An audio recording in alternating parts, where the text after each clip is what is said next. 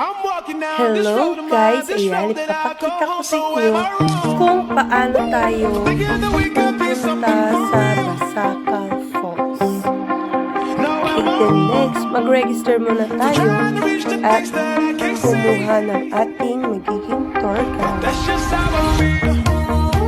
So, ayun na nga, lakad-lakad na tayo with our tour guide.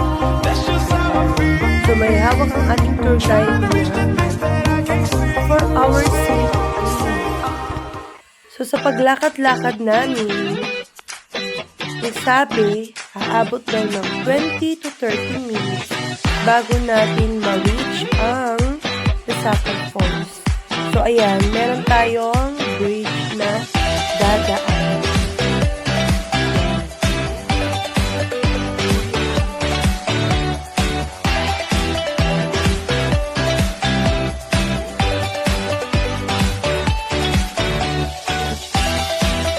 At ang susunod natin na dadaanan, yung mga maraming alay, hindi kaya pangaya. So, mahaba-haba yung lakad natin dito.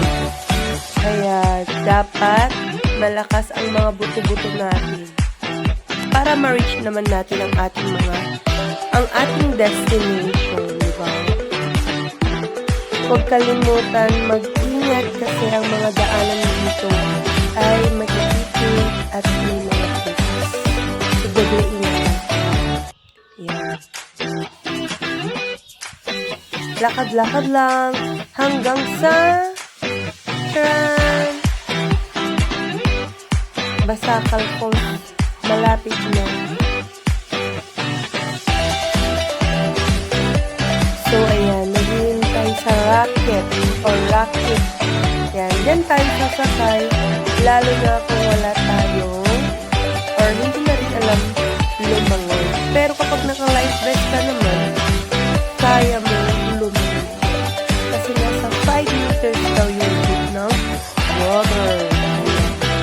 So, ang saya-saya lang kasi kasama mong mga kaibigan mo sa pagpunta sa Basakal Falls with my daughter. So, kahit sino pwede.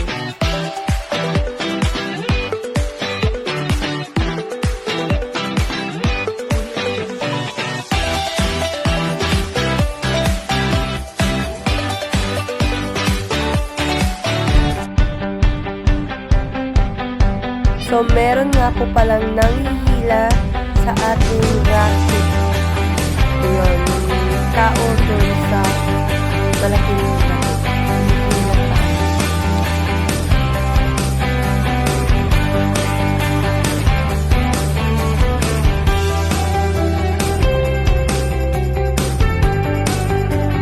So, dyan, aakit tayo sa malaking bato. So, maraming mga bato tayong lalampasan, dadaanan. So, merong taong tutulong sa'yo kapag hindi ka na makaakyat na pumunta dyan sa taas.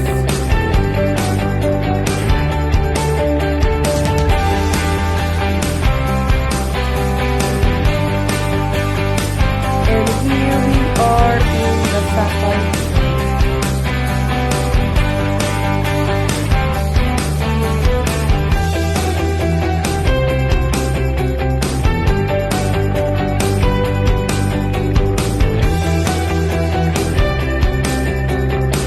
Maganda yung falls at ang lamig ng tubig. Nag-enjoy ang